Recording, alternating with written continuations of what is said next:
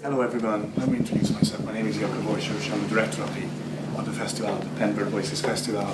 And before we start this workshop, let me just say a few words about the ideas, what led us to run this workshop series. The workshop series is new. This is actually the festival's 9th edition.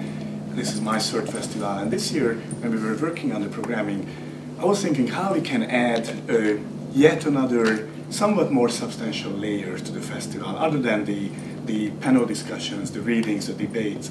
I was imagining a more hands-on, more personal approach to the same issues and notions what the festival is dealing with, literature and human rights and freedom of expression. So soon we figured out that maybe the best idea would be to revisit the somewhat jaded concept of workshops. And here we are. We found 8 amazing people. We sat down with all of them and we asked them what would be the most interesting subject, what they would like to dwell into.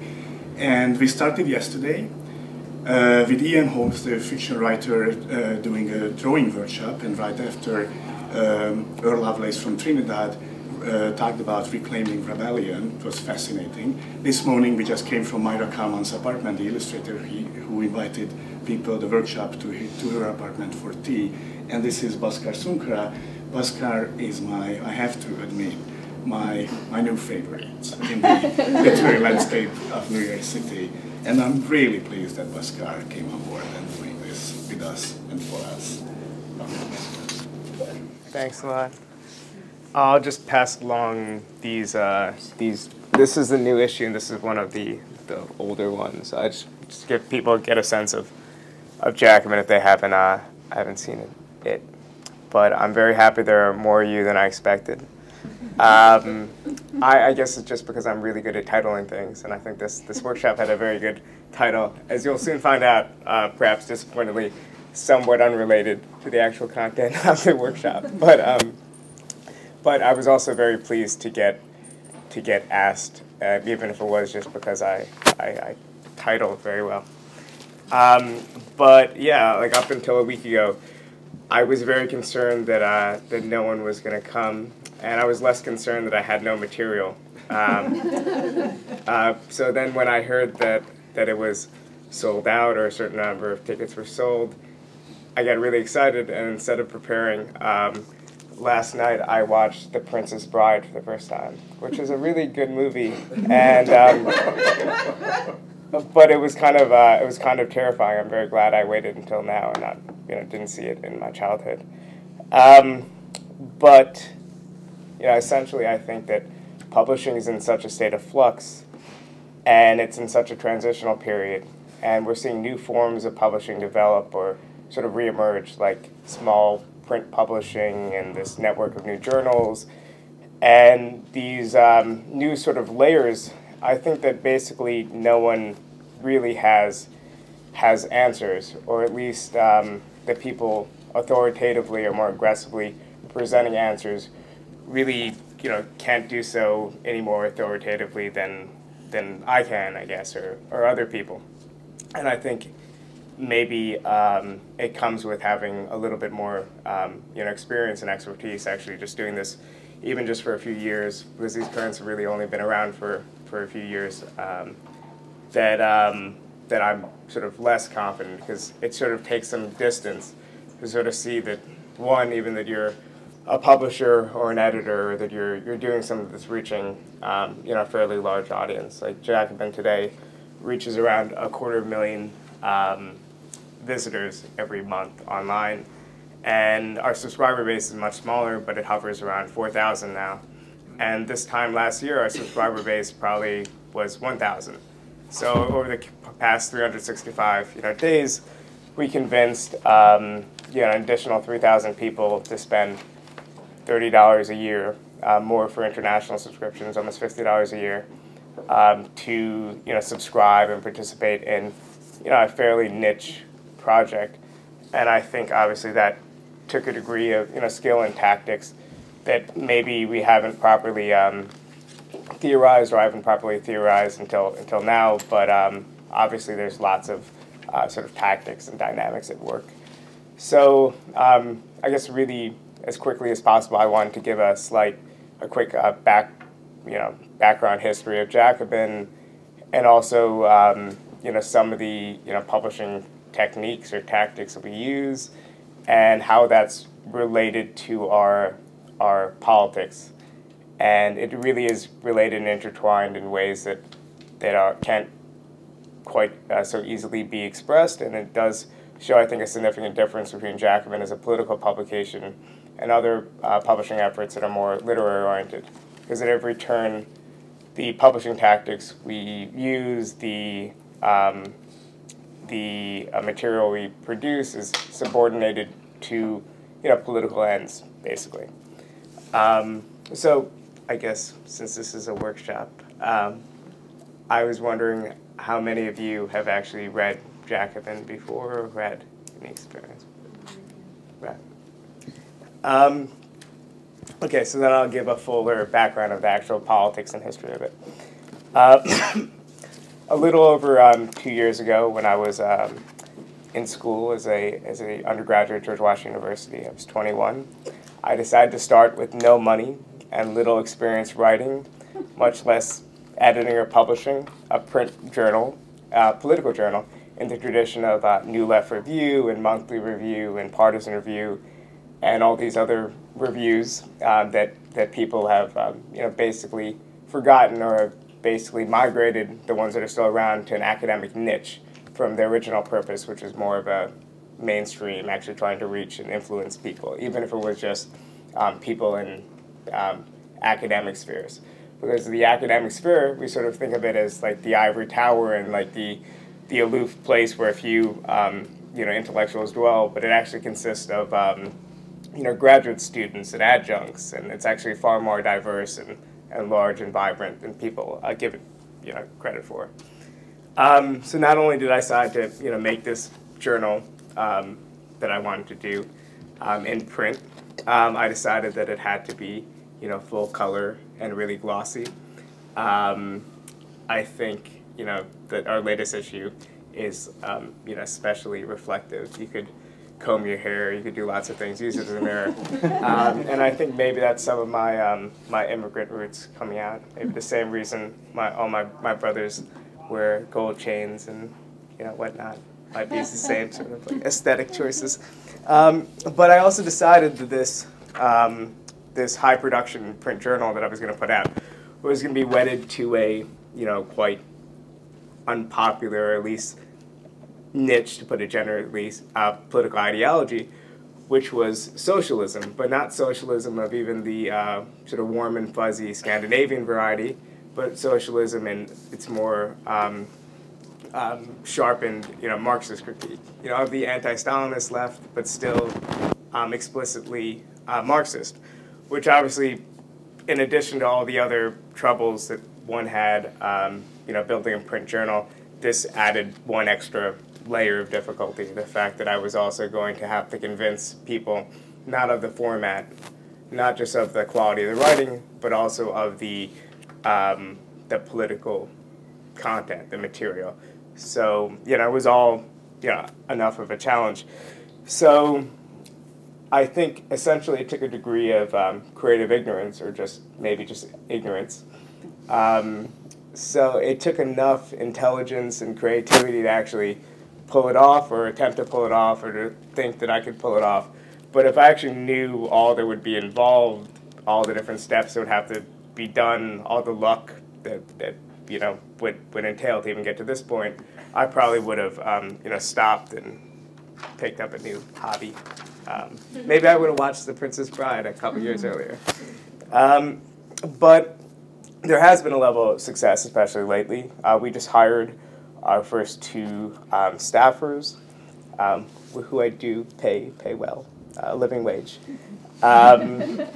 We get, like I said, quite a bit of unique visitors every month, and 250,000 doesn't sound like much, but compared to radical left, other journals, we're like, almost near hegemonic as far as this is a small niche. And we have also gotten a tremendous amount of mainstream attention.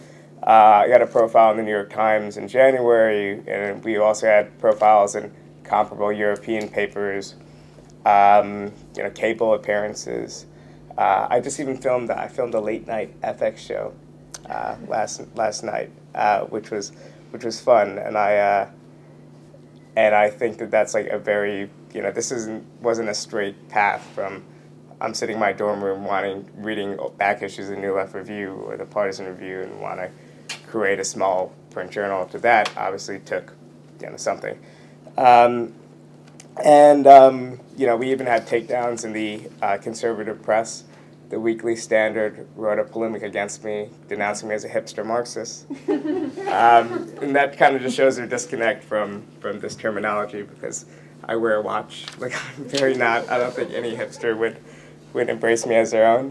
We got mentions in Rolling Stones, reprints in the Washington Post and Boston Globe, like straight reprints, which says something about the content, because it is radical content, but it's packaged in such a way, it's like edited in such a way that, it fools the copy editors at, in these journals. So I'm actually quite self-effacing in many various other spheres, but none of this success, I think, was completely accidental, or at least it was, rooted in both a business and marketing sense. It was a product of like a premeditated plan. It wasn't quite a 5-year plan, but for the sake of irony, we often refer it that way.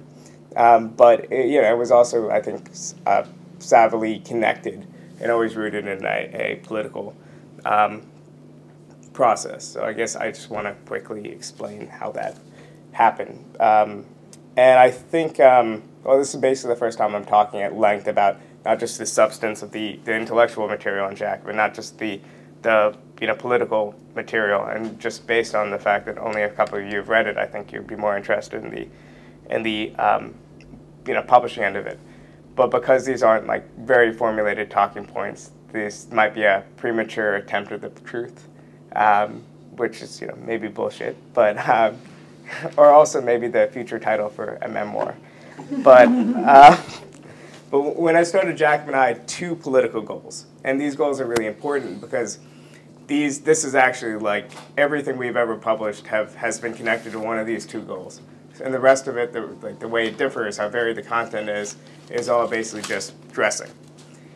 The first was an intra-left goal. So I wanted to assert the importance of class analysis and Marxist analysis among existing radical communities that I'd felt had either moved into directions that in the political sense sort of embraced lifestyle posturing and other things over political organizing and sustained analysis. And on the other extreme, I wanted to sort of jolt and critique aspects of the left that had moved rightward and had grown ossified and complacent. So at once this was a dogmatic mission, but it was one that was devoted to being fresh and applying and renovating these old frameworks to new conditions of work, technological shifts, the feminization of labor, and other developments. But in a sense, in this intra-left mission, the historical precedents that I sought, my inspiration wasn't on the left, but it was on the right. The National Review, for example, emerged at a time when the dominant consensus from vital centrist center theorists like Arthur Schlesinger, Daniel Bell, who wrote The End of Ideology, these people, was that conservatism was an alien political tradition. And that because of America's past, because of the fact that America, we were born of a Republican Revolution, we never had an entrenched feudal class, we never had lots of other things that mark the European context. We were, fundamentally a liberal nation. So the actual conservative movement in the 1950s was weak and fragmented. Even Eisenhower, who was this great, obviously war hero in World War II and had won his second term pretty handily, was basically a centrist who had accepted large chunks of the New Deal consensus. The Marshall Plan in Europe was basically rebuilding Europe into the same sort of New Deal consensus applied to European conditions. Even the World Bank and the IMF, which have very different connotations today, and we associate them with neoliberalism, were at the time encouraging interventionist policies, not just in the core countries, but also even in the peripheries. They were encouraging import substitutions policies and these other things that were very foreign to the Austrian-minded theorists and other people of the European right. So the challenge of the National Review Corps was to legitimize conservatism as an American political ideology. And to the extent they've been successful, when we think of conservatism, we think of it as the American ideology. And even something as tepid as like liberal healthcare reform is often portrayed as some sort of menacing Canadian or European threat. I think that's a testament to their success. But in that process of legitimizing conservatism, what they were actually doing was they were creating conservatism through the fusion of elements previously thought to be irreconcilable. Libertarians, Catholic Cold Warriors, social conservatives. Again, this is something that we sort of think of this hegemonic conservative coalition, but if you actually break down these different trends, if you actually break down the difference between your Newt Gingriches and your Paul Ryans and even your Mitt Romneys, you would sort of see this actual fusion at work, and it's testament to their success that it sort of takes actual focus to do so. So Jacobin doesn't aspire to be a movement journal. It's probably something, if we're following this historical analogy, which I maybe continued for too long, the Hayekian journals that sprouted up in the late 40s and helped feed into the National Review project. But this was a really useful example for me. The whole evolution from their political despair and defeat in the 1950s to Barry Goldwater's massive landslide defeat in 1964, but then eventually how that sort of led to the ultimate triumph of conservatism and the adaptation of American liberalism to these new parameters of conservatism in the 1980s, or economic conservatives, at least. So I thought of this, I've had this analogy because I studied the American right primarily, like autodidactically in high school and college. And I was really pleased when Corey Robin, who I brought on later as a contributing editor to Jacobin, did an interview with him that showed up in his book. And it was an interview right before he died, maybe 10 years ago. And he said that if he was young and if he was political today, he'd be a socialist. Not really a democratic socialist, or not really a Stalinist or some sort of European, old school socialist, but something closer to democratic socialism.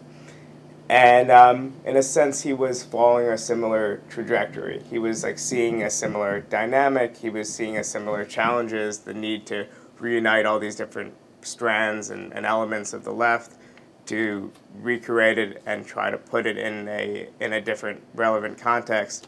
And he used journal, he used political publishing to do it.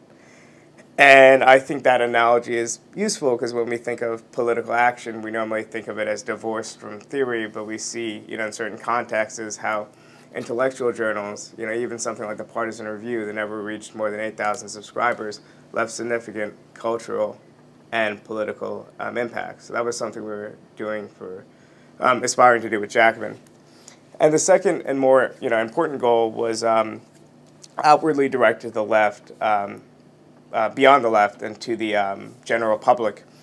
And that was, in particular, the mainstream of American liberalism. So the idea that fairly, reasonable liberals like Chris Hayes and like Katrina Vanden Heuvel, the editor of The Nation, were the leftward extreme of the American discourse was something we thought was a problem. And this is a problem with, a variety of historical causes. We have a two-party system.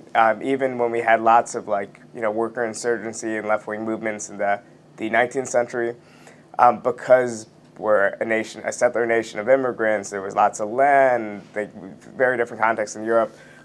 Workers would end up using language, pushing for demands that we would associate in other contexts as socialists or radicals, but using the language of homestead capitalism and republicanism and whatnot. And, you know, the Democratic Party doesn't even, like the Labour Party in the UK, have a structural tie to the trade union movement.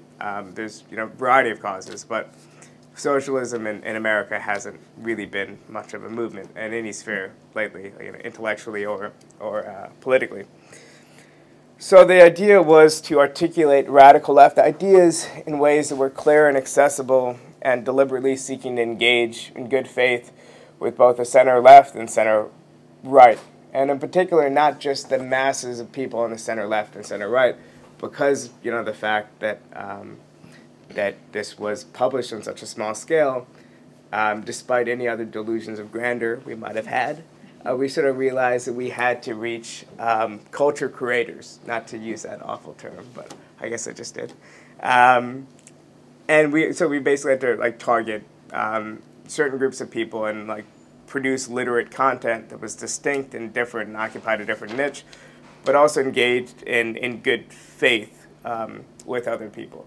So the idea wouldn't be, let's say if I was trying to convince you, for instance, sorry, what's your name? Clarence. Clarence. If I was trying to convince you of a political point, and this is an old trick of polemicists, but done right, this is actually how you reach people. Instead of a typical sort of like liberal discourse where you both have opposing views, and I'm trying to, in a sense, convince you of my views in a certain way, or I'm just engaging in bad faith argument, and I'm trying to get, you know, gotcha, whatever we see on like the daily, you know, Fox News or MSNBC or a lot of these networks. My goal would be to clearly state your position, clearly state my position, but instead of engaging in a polite discourse to try to reconcile these differences, I'd be heightening the contradictions between my points and your points, and I would be sort of like pouring, like looking for fissures and points of disagreement and making it as apparent as possible of the disagreements and making the best case that I can as to why I'm right, but not for the sake of convincing you of anything, but for the sake of convincing the audience. And this is an old, I think, trick of left-wing polemicists. And when I function as a writer, when I write for The Guardian, and like I'm doing a piece for The Nation, when I do work for these other venues, you know, it's not especially a new style, but it's a polemical style that I think is distinctly different than what the typical sort of more journalistic discourse is, and I think also more honest in a sense.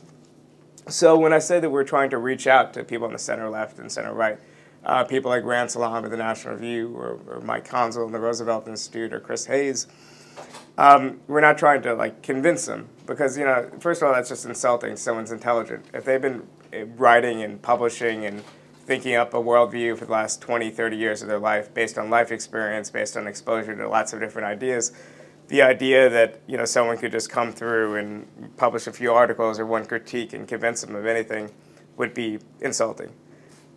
So part of our style was to engage with these people and not insult them. The unusual thing would be, you know, building a project that relies on cachet from this broader liberal left project, from center-right forces, but trying to use this cachet to build the socialist left institutionally. So it's a fine balance between, you know, relying on exposure, relying on attention from sources outside the left, but also having this dual project that relies on regroupment and reformation and the battle ideas within the left. And that's sort of always been the struggle for Jacobin. So essentially, though, the publishing solution to these two distinct political goals were basically the same. And one of the key ones, the one that always comes up when people are asking about Jacobin, when they're asking about the thought process behind its actual creation, was the decision to go print at a time when, like I said, we had no resources, no startup donations. Our first print run was, I guess I'll explain how it was printed, despite the fact that it's filmed. I'll do so. But yeah, so basically, initially in the summer of 2010, when I launched, just by sending emails to various writers and other people, I'd met maybe one of them. and somehow they all, a good portion of them agreed to do it, which still baffles me. But it received very little success, and I forgot what I claimed at the time, but I checked the analytics before I got here. And on September 16, 2010, we had 636 unique visitors. And, it was useful. It was a useful process, like at the start, initial launch as an online-only magazine, because we were, I was bringing in writers, I was honing some of the skills, how to build an identity, how to build a brand. I was making sure the content was fairly solid. But it showed no signs of being success, even in the context of the American left, where it doesn't take much success to be considered a runaway success.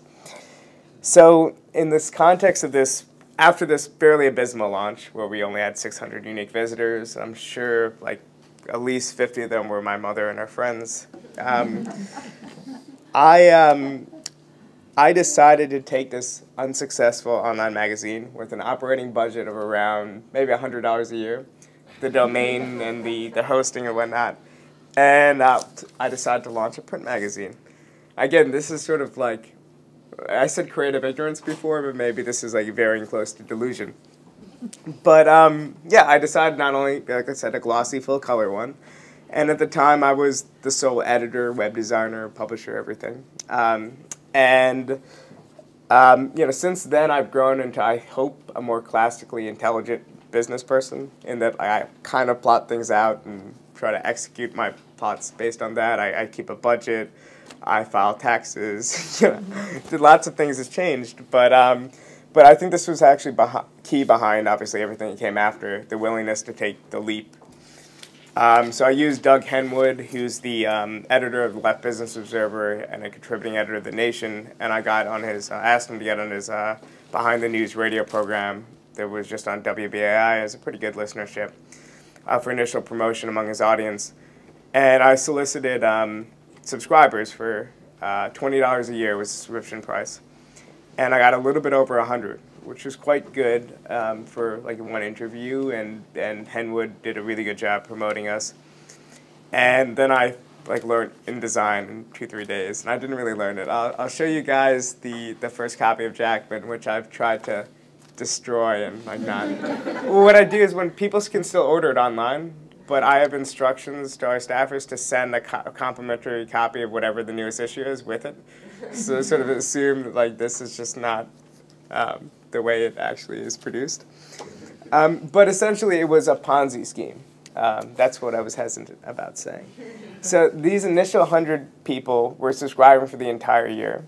But what I did was I took their entire year subscription and $2,000 from a personal bank account, much of which was acquired through stocking shelves at Key Foods grocery store. Did that a couple years ago, and also a gray area legal software business, and I can explain if you want afterwards. So yeah, I took this all and I put it all into a single print run on the premise of exponential growth, and I will pass around a few of those if I promise to give them back to me. And also, you should look at the new one as a point of comparison and not just judge us on that. So yeah, that's what happened. And the issue 2 was not successful either. It was fairly successful. We got maybe 100 more subscribers. So I did it all over again. And by issue 3, 4, the reason why there wasn't issue 3, 4 was because I kind of realized my business plan was getting really unsustainable.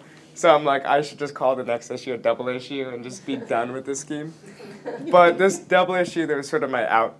And at the time, we weren't even incorporated as anything, so I guess I would have been liable for fulfilling these subscriptions. Got some play among academic bloggers and some other people. We ran a few good issues. Then Occupy came and we really grew. And by the end of 2011, we had maybe around 750 subscribers. I'm not sure, because I was still doing the databasing myself, so I was always way behind. And but then by November 2012, short story of our growth, we had 1,500 subscribers, and then now, just a few months later, we have 4,000. So the growth has been really exponential. And obviously, the thing about budgeting and managing a publication is that when you get all these subscribers, you manage these costs over the course of a year because you're getting it up front. So we went from being really broke to having more or less the same operating budget, but having a lot more resources to solicit writers, do promotion, do advertisement, whatever. So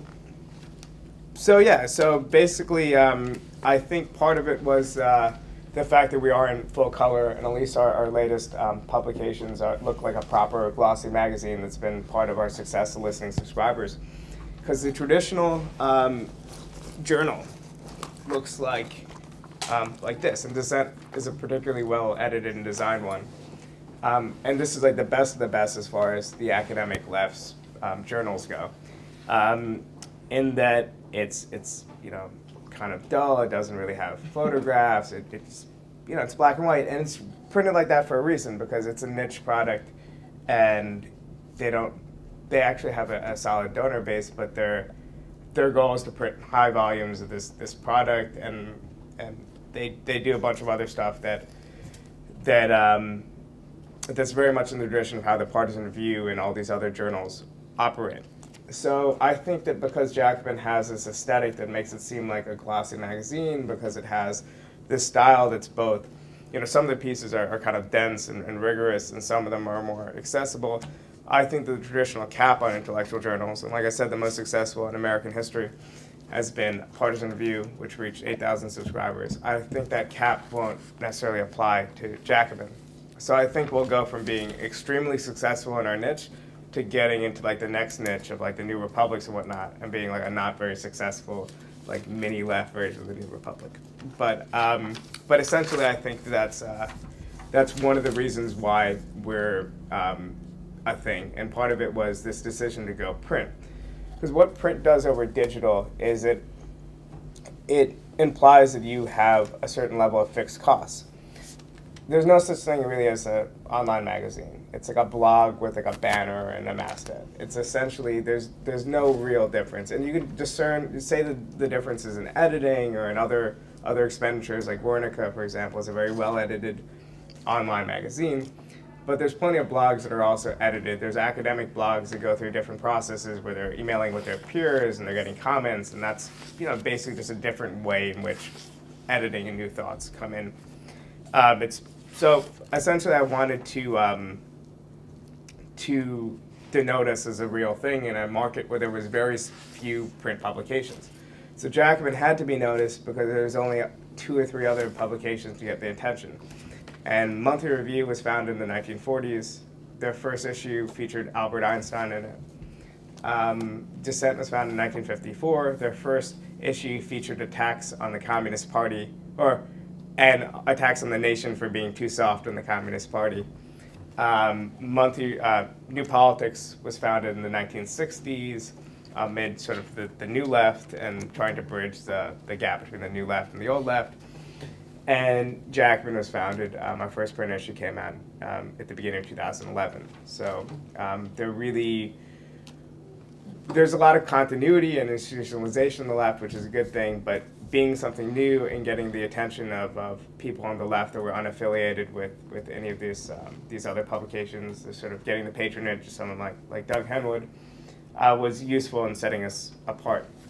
But whenever I have these discussions about print versus digital, or at least these discussions happen in more liberal settings, and I know liberal is sort of the term most used as like, anyone left of like anything, just like 50% of the population is liberal. But for me, it's like a term of somewhat more divisive term. It's like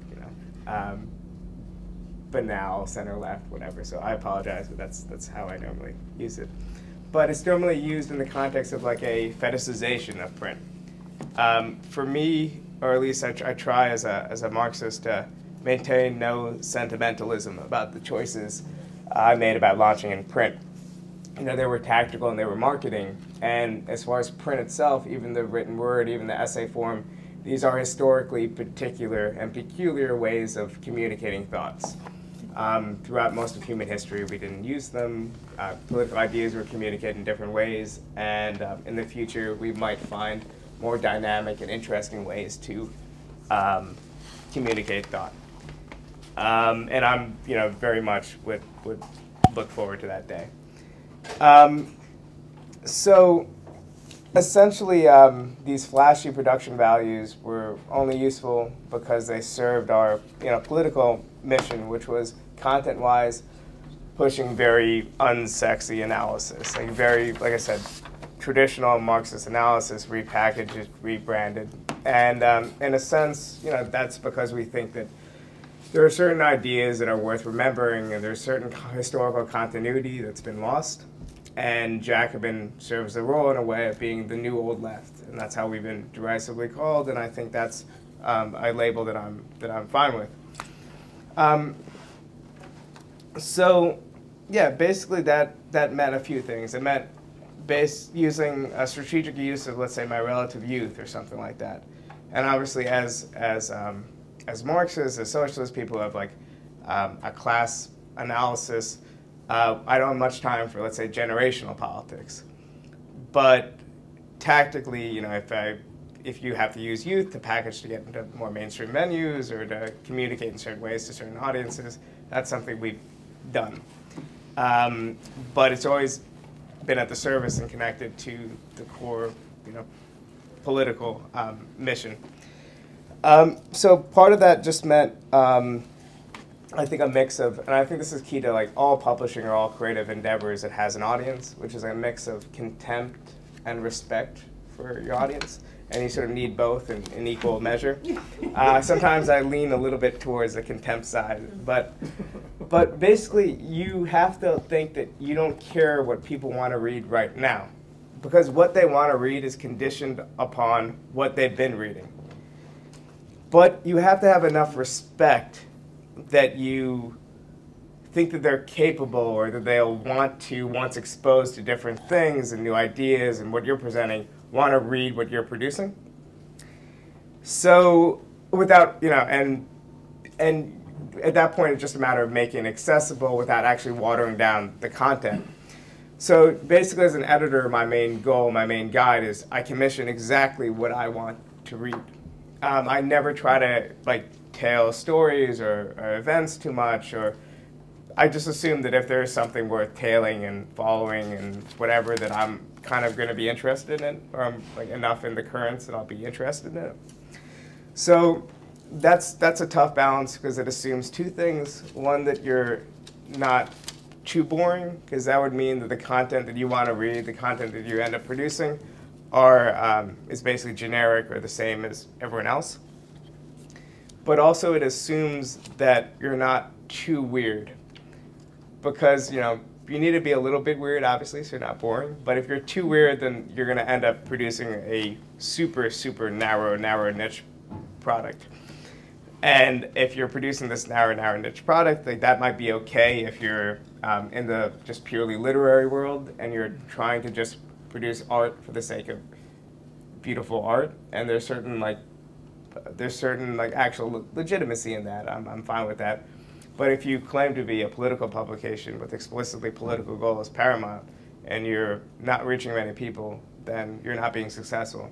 So whenever Jacobin, we had a profile on The Guardian where we were lumped in with small publications as a trend of, look, there's small publications arising. And I think my problem with that and why I dislike that was that because it sort of fetishized smallness. Small to me is just a synonym for unsuccessful in some extent. But I just went to Starbucks earlier today, so I'm maybe an outlier on the left in that respect. But okay, now I'll get, and I decided to actually reincorporate this because it was in the title. I'll get to the useful guide that, in addition to the National Review, the Wu-Tang Clan served as a model for just how I structured Jacobin and also how we approach the product, and also this question of what you publish and how you want to publish. So RZA initially debuted as a rapper way before Wu-Tang Clan. And I didn't get a chance to actually verify the name, but I think it was Prince Rakim. I think that was his original name.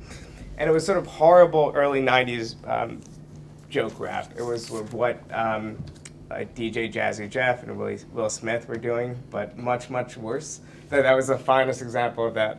And that's why, you know, parents don't understand. We still remember those songs.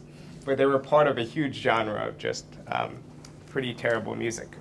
And you know, basically, I'm guessing that they failed miserably because their fate was tied to some out-of-touch A&R guy at some big label who had no idea what, you know, hip-hop was going to become or what, you know, these art forms are going to become. So after a year or so of languishing, thinking that his one shot at commercial success was gone, RZA drew the right lessons. He was awkward, he liked chess, he liked kung fu movies, and he had a bunch of fairly talented to mediocre aspiring rappers and his friends and family. So he made the Wu-Tang Clan. He, you know, catered from the core of these initial weird interests, and that project oozed with cohesion, authenticity, and the audience came to them. And since then, I mean, that's sort of been and their whole branding exercise is something that's been studied by business schools and been just as a huge new way of branding and a branding experiment. You know, that the rise of the Wu-Tang Clan, the way they did things in the 90s, combined with, like, I don't know, maybe Kurt Cobain killing himself, just changed the face of music in the 90s. And essentially they formed a core nucleus in which, and a productive atmosphere in which they could excel together, united by a common project. So if you read, Jacobin is critiqued and gets a lot of hatred on the left and on the right and in lots of places, but it's always in a like, this magazine represents XYZ and is doing it in XYZ ways, and we find this reprehensible. And that, I think, is the success, like a symptom of the success of the, you know, Wu-Tang model, in that there is a coherent core, there is a project. Like, our individual writers, some of us are more likable than others. Some of us are like nicer than others. Some of us are more prone to critique than others, but we all get critiqued collectively. Because the actual content reads cohesively. It reads in a house, not quite style, but in a house critique. So even when there's disagreements, there's this overarching feeling that this is a movement. And part of Jacobin's success was also connecting this movement to people who aspire to the same political goals and see this as being representative of a broader shift. So essentially, we're branding, and branding is such an uncomfortable word, but I'll say it. We're branding the movement that we're helping create, and by then we're shaping it in what we think is more radical and sustainable directions. So it's not quite a publication, it's not quite a political project as in like distinct from the intellectual sphere, it's sort of both. And there's core subscribers, there's people who like believe in what Jacobin is and you know, blog and promote our work and are part of a network that you can't really compare to any other comparable publication. That's one of the reasons why we've grown so fast. Like a publication like N+1 is extraordinarily well edited, produced, and whatnot, but their fan base is quite a bit different than ours, and they've grown in a more, a slower path, like a more institutional, traditional path. I think Jacobin's explosive growth has to do with being based on this common political project. So essentially, you know, we have had in our history maybe 2 editorial meetings, maybe 3, maybe 2 or 3. So we get together often to discuss politics, strategy, our political line, and the reason why we don't have to have intense editorial meetings is that we all basically have the same political perspectives. We all know what kind of content to commission, how to edit it, how to put it together. The core people are fairly talented writers.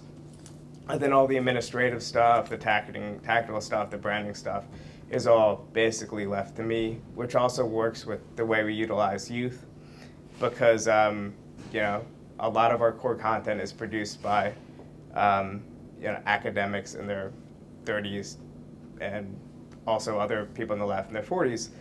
But Jacobin has been perceived and it's been used in the media and all the profiles we get as like this upstart insurgent project of young leftists in their 20s. And again, it makes no difference to me. The content would be the same, you know, what are years. But essentially that had to do with like using me and several other people as like public faces of Jacobin. Again, these were premeditated, yeah, interesting, you know, ways that we were able to, in a way, again, to use the word, like rebrand a dead ideology. But I think the second, or the last that I'll really get to, key point about Jacobin's success is that a lot of it was owed to the fact that we, I guess somewhat ironically, relied on the market. We didn't have any donors, we didn't have any institutional support, unless you count Key Food's grocery store as a institutional support. So my initial question, in a way, was not only just, you know, what content should I put in, how do I fill this magazine and whatnot, but how do I generate revenue? And I guess this is sort of the solution to the problem that emerged during the dot-com bubble. So if you get a bunch of capital at outset, if you're relying on, let's say, venture capital, or in the case of the left, you know, some big university press or a bunch of rich donors, your first question is, how do I spend all this money? And then you get an office, you get, you know, the proper editorial staff, you get lots of other things. My first question is, you know, how do I make money? How do I bring in revenue to support the project? So that meant cutting tons of corners. That meant a degree of self-exploitation as far as like just juggling lots of other things. But I think the dot-com way, the venture capitalist way, is a really bad, shaky foundation for anything.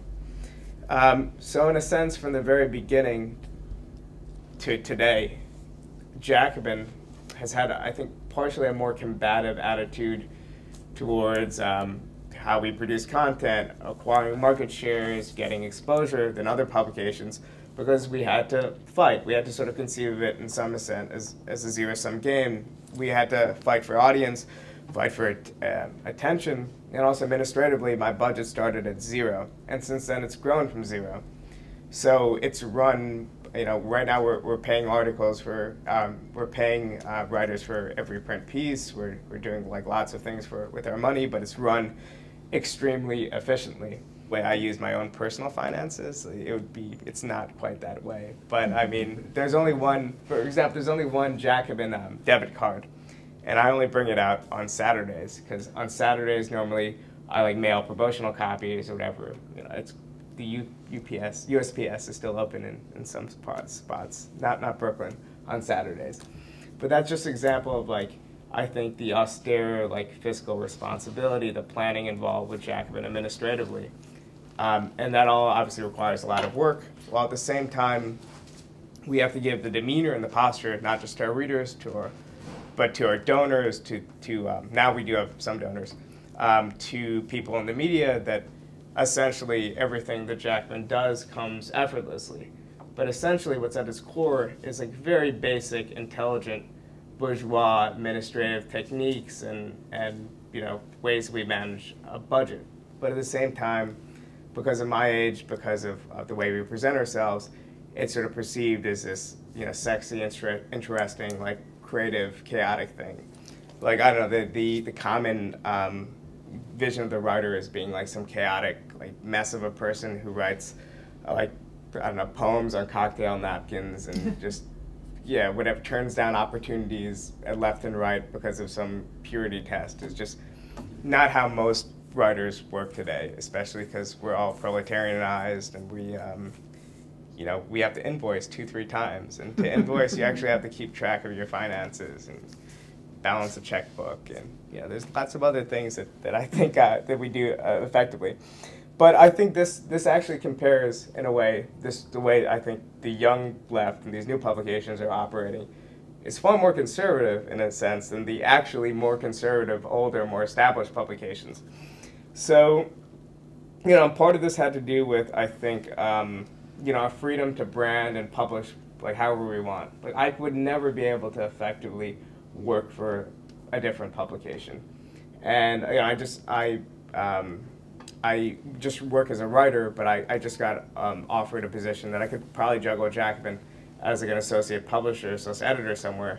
And one of the real reasons why I turned it down was because I knew that I wouldn't be able to do the things that I do well with Jacobin in a different publication, because like there would be no flexibility there. If there's an established institution, then you're not only publishing for today and your readers today and for your editorial staff today, you're publishing with the past, with some sort of institutional legacy or history.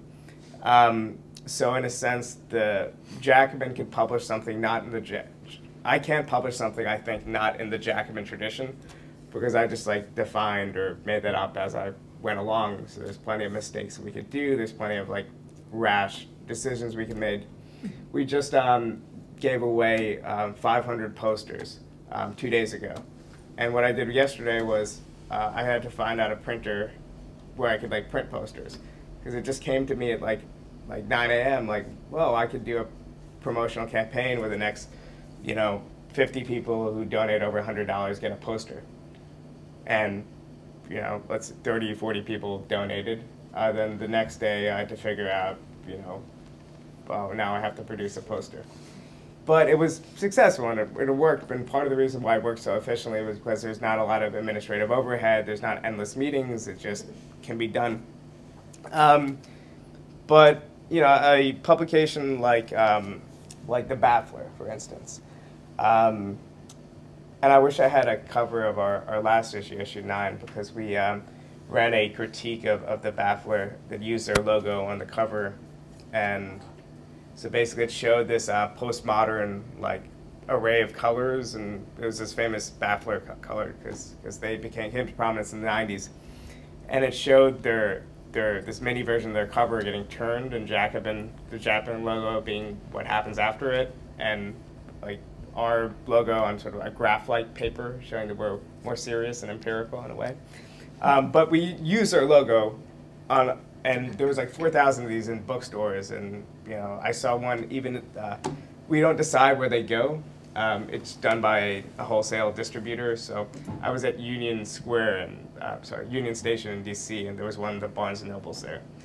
But we use their logo on a copy of our issue. And MIT Press owns, or it publishes the Baffler now. And I got no permissions, I got nothing for that. And part of that was because I thought if they were to sue us, it would be some sort of big media event, we get lots more attention. Jacobin only had 25 at the time, $30,000 worth of fixed assets. And actually our name Press LLC. So I figured, if they did sue us, and I could just start a new business, and I could definitely fundraise or get a lot more than $25,000, $30,000 worth of that attention. And they didn't, of course. Because they knew that it would backfire and not be a good thing for the press or for Baffler. But it's published by an academic press, Baffler. And UPenn, University of Pennsylvania, publishes Dissent. Historical Materialism is published, a small left-wing journal. Has an academic publisher, and their subscriptions costing $100 a piece or something. So essentially what's wrong with this strategy, and this is how most of the left is traditionally operated, and this is how a lot of these political journals now are migrating into these cloisters of academic, because it's to a degree you're protected from some market forces if you use an academic publisher. The problem is that these publishers are built towards reaching captive audiences. So if you're a specialist of South Asian peasant dress, and you want to study 16th century Bengali peasant dress, there's probably a journal for that. If there's one thing I know about academia, there's probably a peer-reviewed journal for that. But you basically have to subscribe because you're a specialist in that field, and maybe your institution's going to pay for it, maybe whatever. So you could paywall your content, besides for like 1 or 2 articles, and you're reaching your audience. And that's how you maximize income and returns. With Jacobin, the goal is attention and fairly unsustainable explosive growth, not stability and stable returns. First of all, we're not reaching a captive audience. But also, we don't necessarily want to maximize traffic over the course of a month. What we want to do is we want to have large spikes in traffic and then have it go down if it has to. So this is the last thing I'll explain, and maybe this is too crazy, because I've also explained this to other publishers, and they think that I'm crazy and getting lucky and sort of correlating the two things together. So Jacobin, we barely paywall anything. For one thing, ideologically it fits well with sort of our ideology, and I do like getting the content out there, and our readers, our donors, I think appreciate the fact that we just put content out there. And the articles we do paywall are sometimes the ones that are more niche interest or needed another round of editing and whatever. Not true of the new issue, actually, which is all really, I spent a lot of time editing that one, and our 2 other issue editors did too.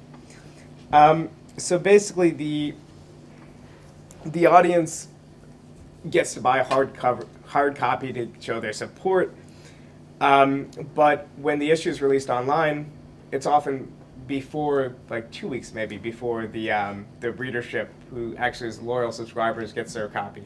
And part of that's just because everything just takes longer and there's always delays and whatever. So instead of what every other publication does, which is stagger the release of their issue, our main couple features are released every couple days or whatever, I put the entire issue up the same day. And I pick sometimes very weird days to do it. So our latest issue is 120 pages with only 1 page of advertisement. And that all went up on last Monday, all at once. And it was all promoted immediately at once. So the idea here, and this is the last thing I'll explain, is tied to, once again, our second political goal, the one about reaching liberals and cultural creators.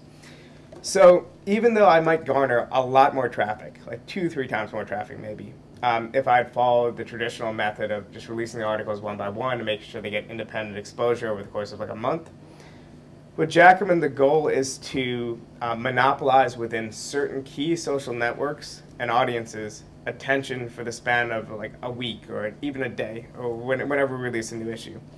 So our issue before that, the Baffler issue, we released right after Christmas, on December 27th, when no one else was working, no one was releasing, but I figured, people would be eating a lot with family on December 25th, and on December 26th, they'd be, piously celebrating Boxing Day or whatever. And on December 27th, they might get bored and just be catching up on their emails or whatever.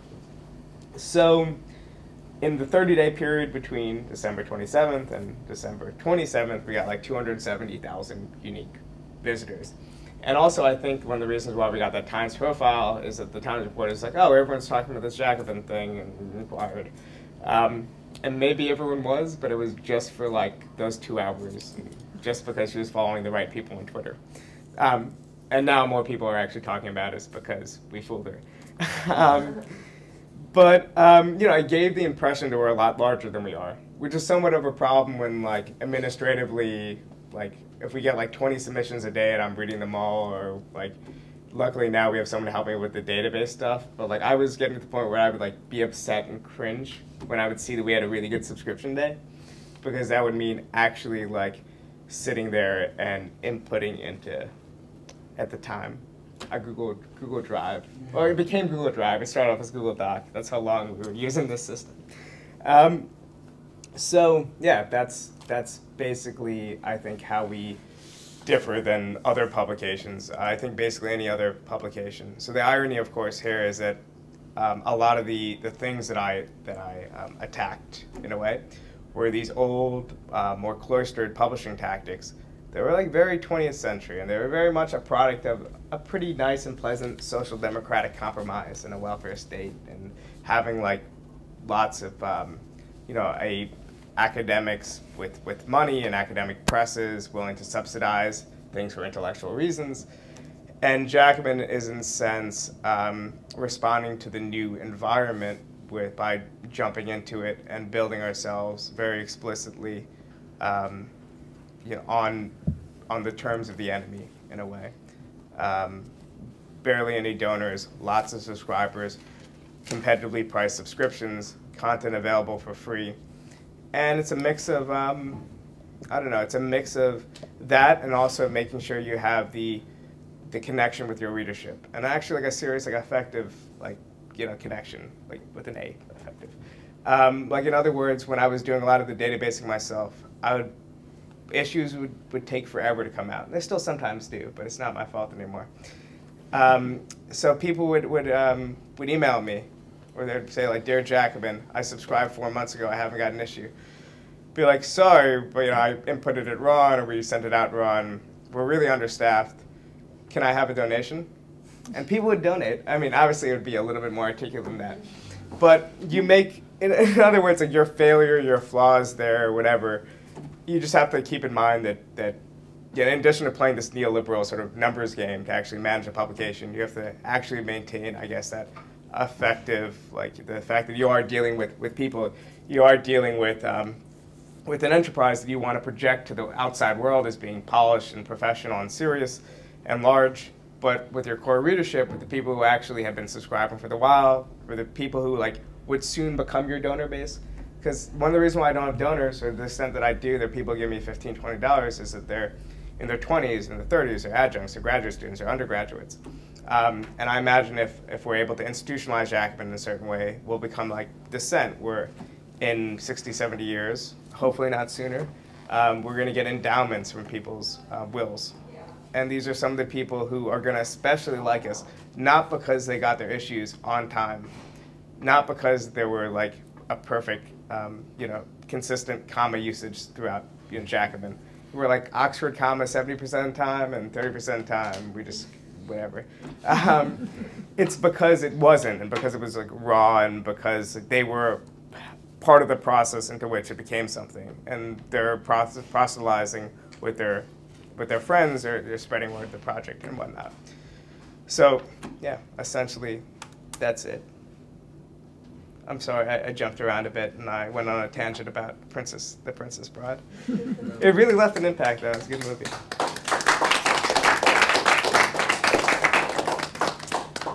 So, I guess I should ask if you have questions. This is a workshop. I'm sorry, I just gave an unusual lecture. Excuse me.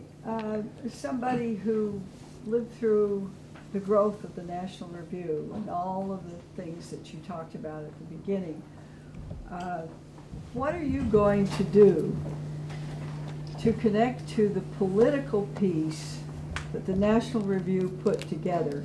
That wasn't just a magazine, that was a political movement. It went through a lot of permutations. And your presentation, in the way you look at where you want to go and what you want to do, what's your connection into the other world? Right. Well, I think, for one thing, it's a matter of scale. So the National Review was constructed in much more favorable political conditions, and essentially it was a center-right project in the American context, which is quite different than the project for Jacobin, what success would mean for Jacobin and the radical left.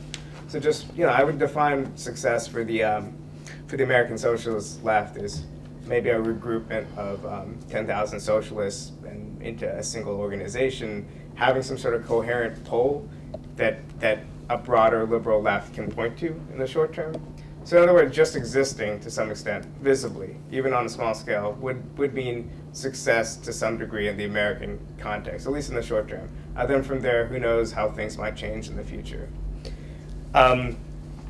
So I think that, for one thing, Jacobin does have, the content that we produce is geared towards, a lot of it is geared towards immediate political interventions. And we've been especially successful in that respect. So for a magazine, let's say, a lot of our editorial staff is in their 20s and 30s, and but one of our main focus, maybe our main focus as far as the percentage of articles produced, is on education reform, and not higher education reform. For political reasons, it's K through 12 education reform. So the Chicago Teachers Union, who just had their massive strike in Chicago, they have an institutional subscription in Jacobin. This article we produced in issue 9, Lean Production, was distributed over 1,000 copies of it to their delegates of their core caucus. They were then instructed, this along with other ideological, training material in that package, to sort of educate the broader union, your 30,000 people. We're in the process of producing a supplemental for the More movement, which is a insurgent caucus of the U of T in New York that just did quite well in recent internal elections. So we do have some sort of organic and core connection to political movements, but it is a matter of like scale and context. And like I said if the analogy, if we were to follow it, closely, it would be to the Hayekian journals, which were much more esoteric and theoretical. Then actually, what Buckley was able to do successfully was, first of all, he had a lot of money and a much more favorable political condition, was to unite these different journals behind a movement publication. So I think that the corollary really is between the National Review and the Nation, and why the National Review has been more successful in many ways than the Nation. And part of that, I think, has to do with having this focused political mission, more explicit and more concise, and not just being this diffuse sort of journal thing. And actually today, the National Review has sort of become diffuse. It's sort of lost its historical missions, diffuse and fairly uninteresting. And maybe the more interesting journals on the right are like Weekly Standard and some of the neoconservative journals that have a higher quality of writing when they're not calling me a hipster Marxist. And generally also like have this this vanguardist, this serious, explicit mission. Sorry, what was your name? My name is Tanya Mielich, and I'm from New York. Any other questions? Yeah, I'm interested in I do read Jacobin, and last week I finally feel guilty about having read it for a year and not, so I subscribed. And you might not ever get that subscription. And what interests me, because I've tried to do it, that I know that writing, at a serious intellectual political level without sounding professorial is very difficult. This is difficult for me. And I wonder if you do much editing of the pieces you get, or if they're sort of accessible when they come to you, or if you have to make them accessible. Well, so when Dissent was starting out, and when Commentary was a journal on the left, not the right, they used to have this this term they used to call it typewriter jobs, and they would just like put it through the typewriter again, over and over again, and that was because a lot of their base of writers were European expats who had, or academics who had left and found positions after World War II in America, and were writing in their second or third language. And to some extent, dealing with American academics is like dealing with these old European academics, and they're writing in their first language. So no, it really depends. So some of these articles I completely I reshape and rewrite, and some of them are just pretty good, ready to go. And I don't like to leave my mark editing just because I can. And I think there's a lot of different like layers and like levels to editing. So I'm really good at line editing, but structural edits, like you're bearing your lead or whatever, I'm a little bit worse at, so we sort of have a division of labor, and I try to do top edits. Yeah, but generally it's just a matter of time and staffing, especially for online material. Sometimes it's worth it to, like, rather than spend 4 hours on a piece editing it, just, put it out a little bit less than perfect. Because then at that point you're also, our constant stream of online content is what subsidizes the print content. And again, that's always like a fine balance because you don't want to diminish the brand or the overall quality. But our core pieces, the pieces that are featured, are heavily commented on by multiple people, are then edited by one main editor. But some of the peripheral pieces we occasionally just have to put in with a little bit less time than we would want. But that's changing a little bit with the new issue, and especially as Jacobin grows and more people want to be involved and we're able to solicit more help. Now it's becoming more polished in a way, which is also a little bit less fun, because it's more fun being a really successful insurgent.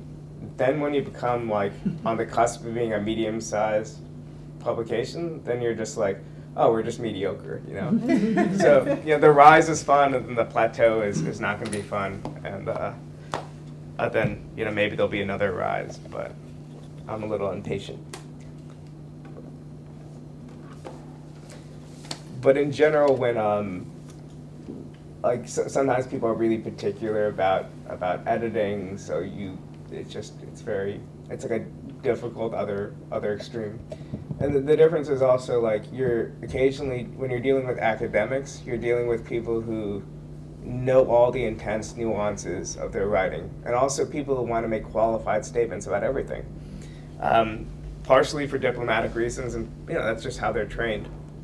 So our most successful piece was a piece that I entitled China in Revolt.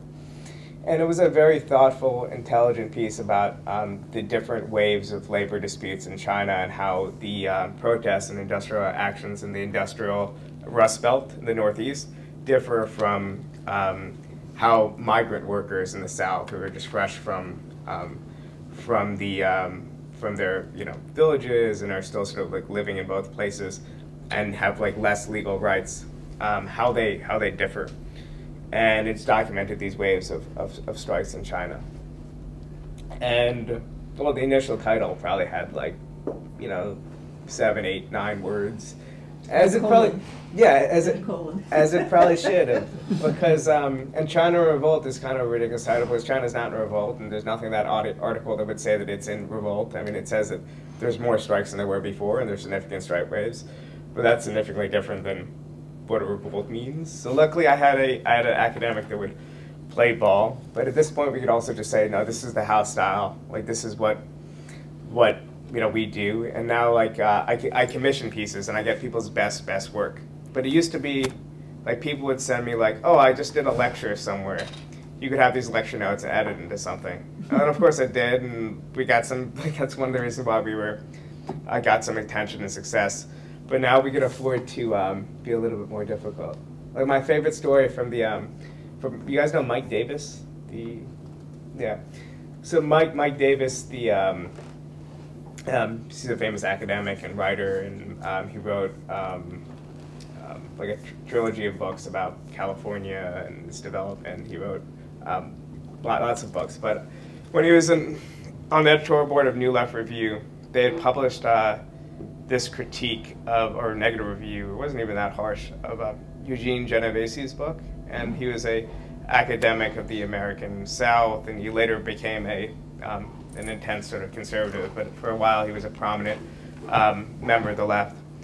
And he was tasked, and it was a very serious meeting, with delivering a response to Eugene Genovese. And they told him, like, all right, be diplomatic, say this, like, we can't publish his letter, his response, for this reason, but handle it with tact. And they give it to Mike Davis to handle with tact, which is a mistake. If you ever even read Mike Davis's writing, you would realize why. So his response was, "Dear Professor Eugene Genoveses, go fuck yourself. Warm regards, Mike Davis." And he brought that letter, and also a second letter, to the editorial board of New Left Review. And he said, I have this letter that I want to send to Genovese.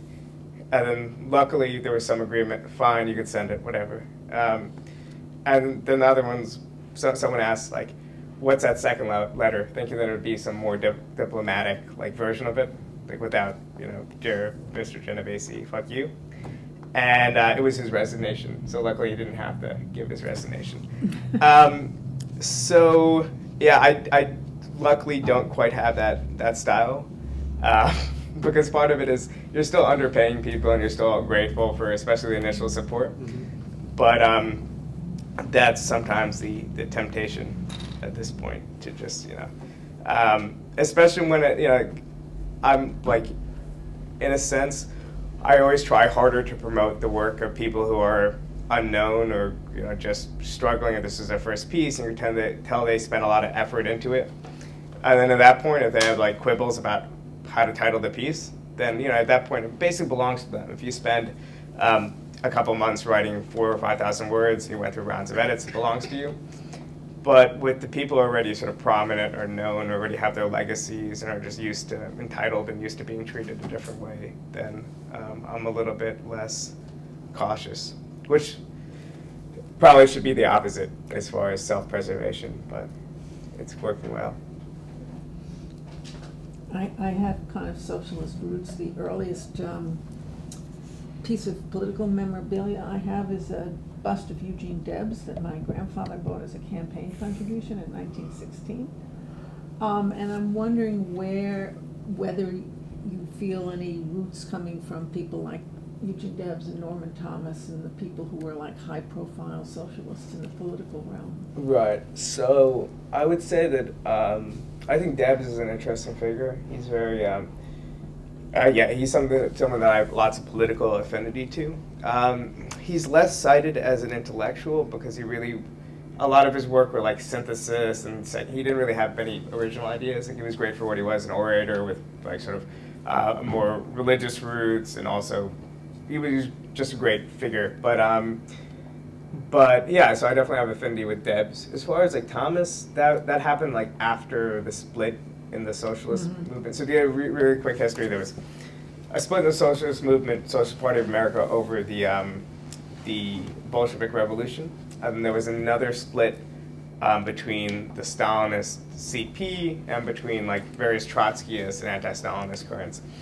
So I consider myself a democratic socialist, but out of the sort of post-Trotskyist traditions.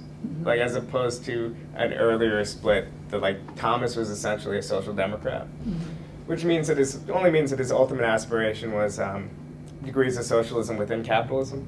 Well, mine is maybe socialism after capitalism still. But yeah, but like this is another thing where on the left it really helps it. Like I mean I write monthly for Vice magazine. I write for like all these publications of various repute.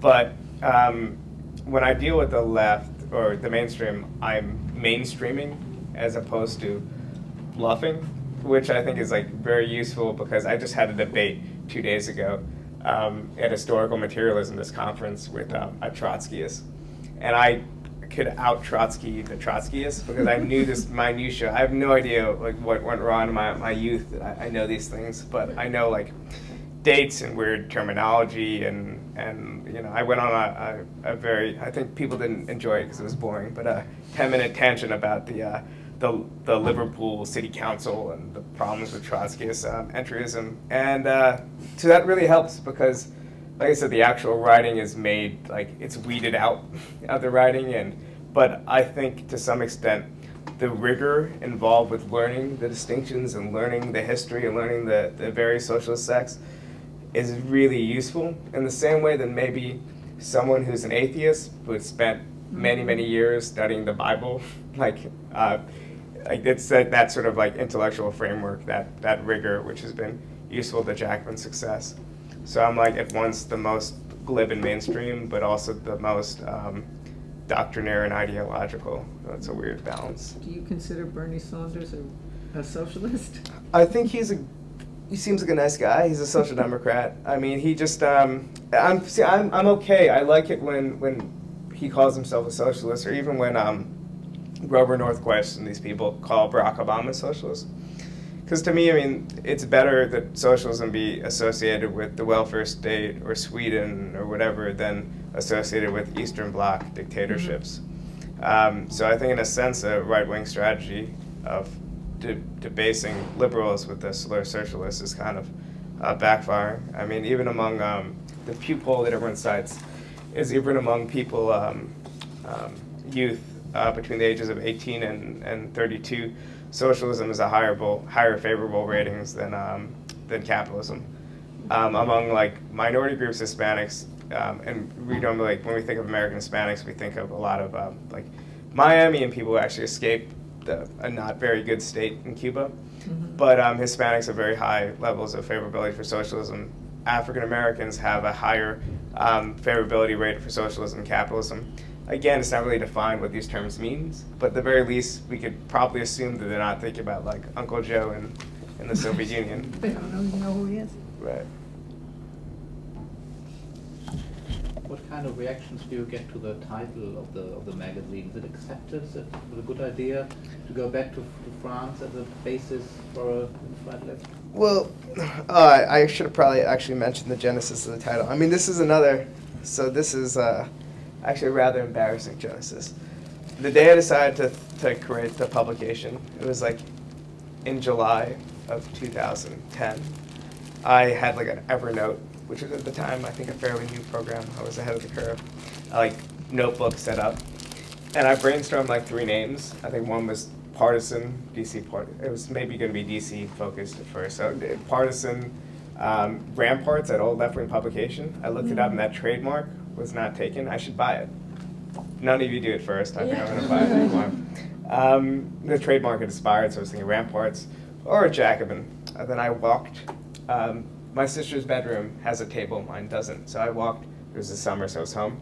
My sister's bedroom to my kitchen, and I asked my mother which one she liked best. And I also kind of leaned toward Jacobin. She liked Jacobin. So I bought the domain that day. And so, I mean, there was no real, like, there was no, like, marketing strategic meeting or deliberation. I mean, it seemed like a good thing. But essentially, Jacobin, to me, is a floating signifier in a way. Not to be all postmodern about it, but in the American context, it doesn't mean much. It denotes something vaguely radical. There's also a species of birds, right? A breed of bird, no one bird watches. I sometimes don't know who my audience is. But yeah, so it just to me means this vague radical term that doesn't have much of an application in American context.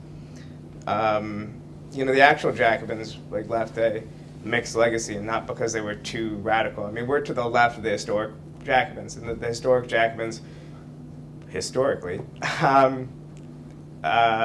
were like the left wing of the bourgeoisie. They were had very questionable views on many things. I mean, for their time, they were radicals.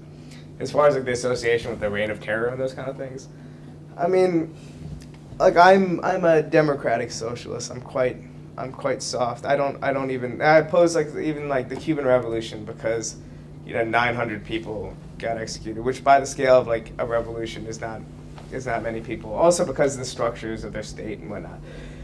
But yeah, I think it's kind of weird that there's this historical stigma about 20, 30,000 people dying in France in the 1790s when you have to compare that to centuries of monarchical exploitation, and also afterwards, the Napoleonic Wars. I mean, how many more people died in Napoleon's wars? But of course, like, Napoleon's wars were glorious, and they have some sort of, like, stigma attached to them.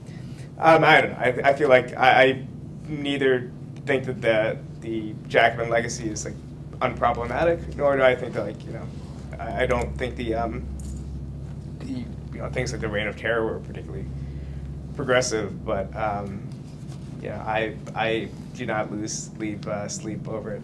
I would say the one thing that's important about the name is that we've disgustingly Americanized it, how we pronounced it. We decided that editors and writers would have to pronounce it in the Americanized way, so that the more fancy and pretentious of us that know more than one language don't make the rest of us look bad. So, I think Mark Twain said what you said about the French Revolution is to people who complained about the killings and bloodshed. So we look at the Ancien regime, the centuries of oppression and what that did. This was nothing. Right. He said it much better than I did, obviously. Right. Well, I mean, part of it is that, like in a sense, that's like the traditional, I guess, critique of it is like sort of an ends justify the means kind of critique. But the Marxist critique, the real Marxist critique, I think, of ends justify the means is that it's kind of a tautology in a way, but it's like the ends and the means are dialectically interrelated, so you can't like neatly separate the two. So I'm sure they could have done it better, but I'm not in a position to tell them otherwise. Any other questions? I could talk more about The Princess Bride.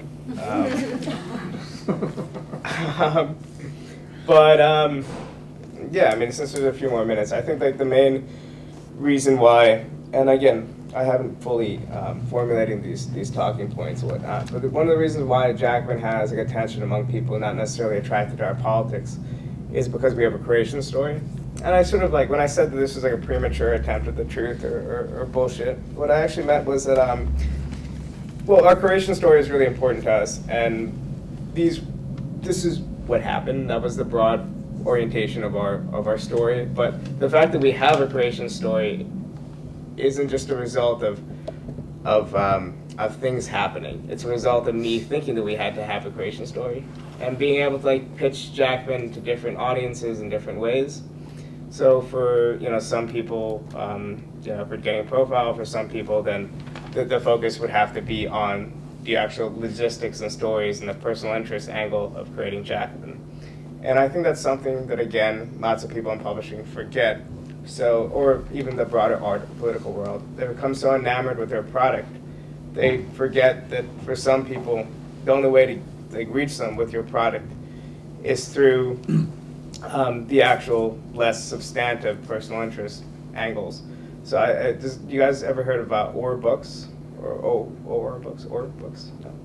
So they're a small publishing house, and they're doing quite well. They're actually publishing something, Yoko Ono's new thing. She writes actually pretty well. I'm sorry. Another part of my leftism is I'm a big Yoko Ono defender for political reasons, but yeah. So basically, this was it's a post-Fordist press in that they do only print on demand and ebooks, but this guy had like lots of experience publishing in mainstream traditional publishing, and then he got fired, and or one of their founders got fired. Then he created, I think very savvily, or maybe he actually always had these ideas in hand, this like new model for a new press, and it was this new revolution in how they were going to distribute or publish whatever, and it was rooted in him like abandoning traditional publishing, and part of that, which was neatly avoided, was the fact that, like, or occasionally it was used in the stories, but like, well, he got fired and he couldn't do that route anymore, so he made up a new one.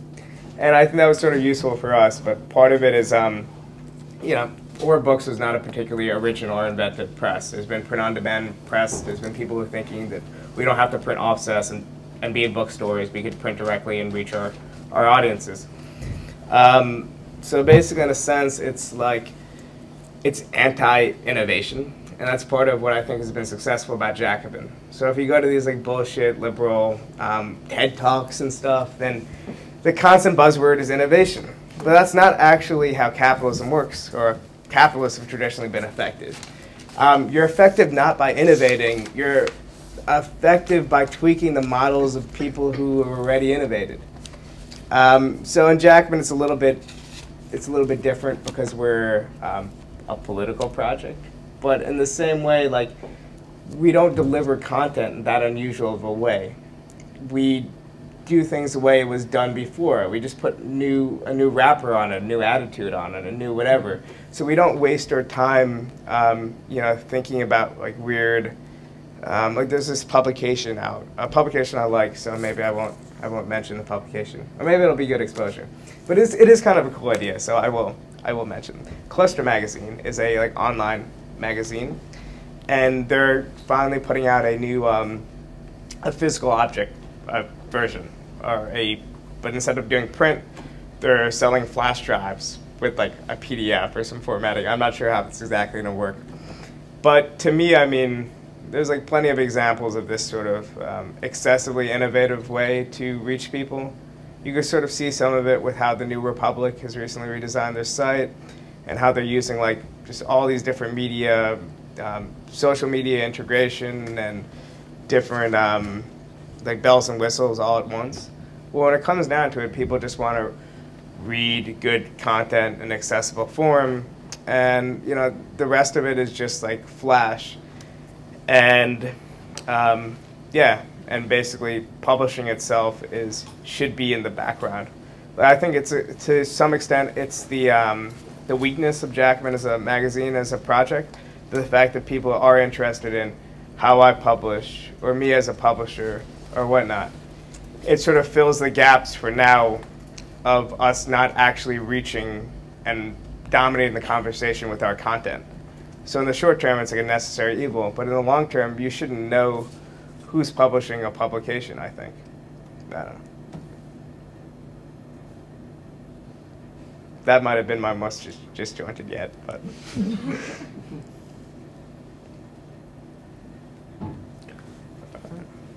Can we wrap up? Yeah. All right. Thanks. Are we sort of waiting for some cue from Oh, outside? yeah, no, you can have that. No one has any more questions. Well, thank you. Thank you so much.